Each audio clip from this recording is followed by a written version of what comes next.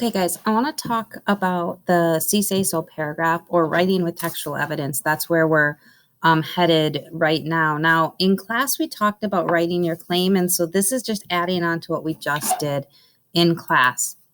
Now, before we get going too far into writing with textual evidence, I want to acknowledge the fact that when you were in English 2, you wrote a research paper. And with that research paper, you used a method called ACE, where you wrote an argument, you cited your evidence, and then you explained how that evidence proved your argument. When I talk about claim and see, say, so, it's the exact same thing. It's just a different language that we're using to kind of teach you the same exact skill. And the reason that we alter language is that some students remember things in different ways. And so see, say, so is the same as ACE. It just breaks it down a little bit further for you. So you can see that these are the same sort of thing. Your argument is the claim. That's what we worked on in class. This is going to be a topic sentence in a paragraph or a thesis if you're writing an entire essay maybe. And this is what you're going to prove. Now, for this case, we're just talking about a paragraph. So let's just think in the content of a paragraph. That topic sentence is your claim, and that's what you're going to prove throughout your paragraph. Then you're going to cite evidence. I call this the C. And the reason I call this a C is because this is what you see in the text that caused you to believe whatever the claim you're making it. So what you see in the text. Now, your C also includes the signal phrase and the in-text citation. Signal phrases are just going to be like according to the text, or when in literary analysis, a lot of times the signal phrase will say something that takes you to that point in the text. So when Chandelier first had his dream, that could be the signal phrase. And then you have your evidence. What did he do right after that? What was going on? The in-text citation is just the parenthesis, the page number, and the parenthesis after that, or the parenthesis, the author's name, page number, and then the parenthesis. So that's what the in-text citation is. The say just tells me what you think that C is doing. What does that mean? Usually the say will start with like this shows or this explains, this plus a verb. And the reason that we use that is because we want to be on the same page. If we're going to be talking about how this piece of evidence works, we want to make sure that we're understanding it in the same way. And so that's why you explain to me in your say, this is what I think that this evidence means or does. And then the so is your explain. And that's just how does that evidence support your claim, support the text. So if I were to make some parallels, I would say that your argument is the same as your claim, your cite is the same as the see, and the explain would include the say and the so. So let's go ahead and just kind of walk through each section one at a time.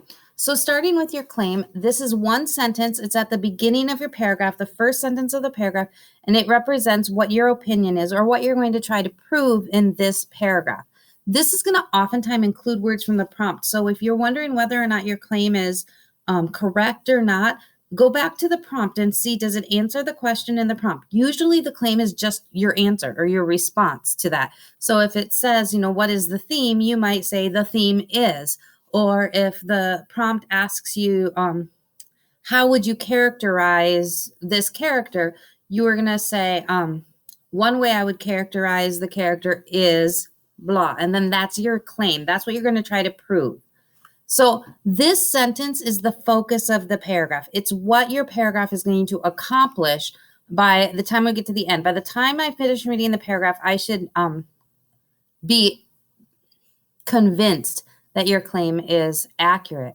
Now let's get to the part that we haven't talked about a lot in class. The C is what you see in the text. So this is your textual evidence. In literature, it can be a direct quote, but very, very often it's just a summary of something that happened or a paraphrase of something that happened in the story. And when you have a C, your piece of textual evidence, it has to have a citation at the or a signal phrase at the beginning, textual evidence, and then a citation at the end of it. And the citation again is the author's name and the page number or numbers that you got that piece of evidence from. So C again is just what did you see in the text that caused you to have the belief that you explained or expressed in your claim. The say then is one or two sentences where you interpret the C for your audience, for me. Assume that I might not think the same exact way that you're thinking. And so you have to kind of explain it to me, bring me to your level, if you will. Usually when I tell students who are just starting to write the say, I'll say, write this plus a verb, this referring to your site and your evidence. So this evidence, what does it do? This shows that blah, blah, blah, blah, or this explains that, this compares, this provides an example, this demonstrates, this illustrates, this plus a verb, and then what? Finish that sentence out.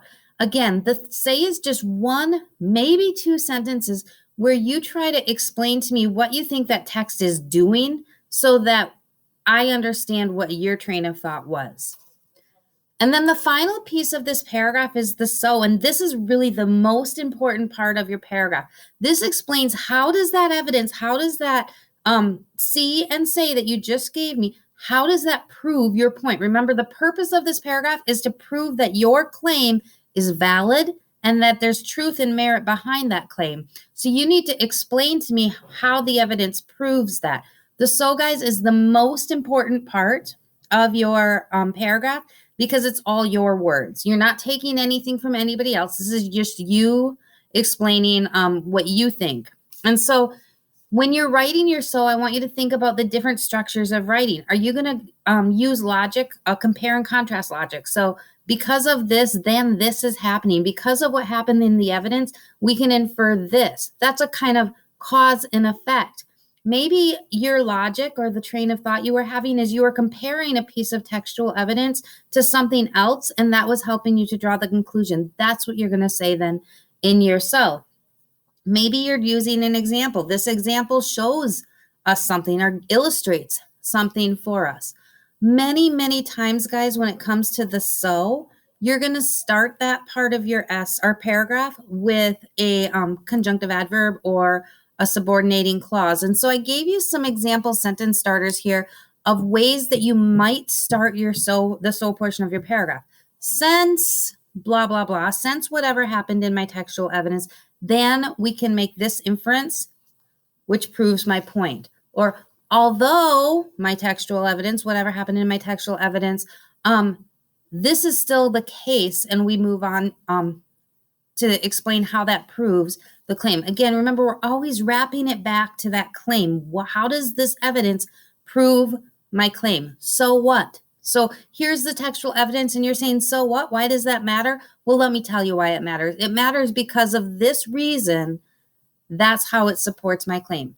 So this is, again, the hardest part. It should be the most lengthy part of your paragraph, but really the only purpose of this is to explain how does that evidence, how does what you saw in the text, how did that lead you to believe what you said was true in your claim? Let me show you an example of what this looks like. So this is just a piece of example paragraph from an essay written about the kite runner. And in this paragraph, we have this claim. In the kite runner, Baba seems happier in Afghanistan than in America. That's what we're trying to prove in this paragraph. So that's our claim.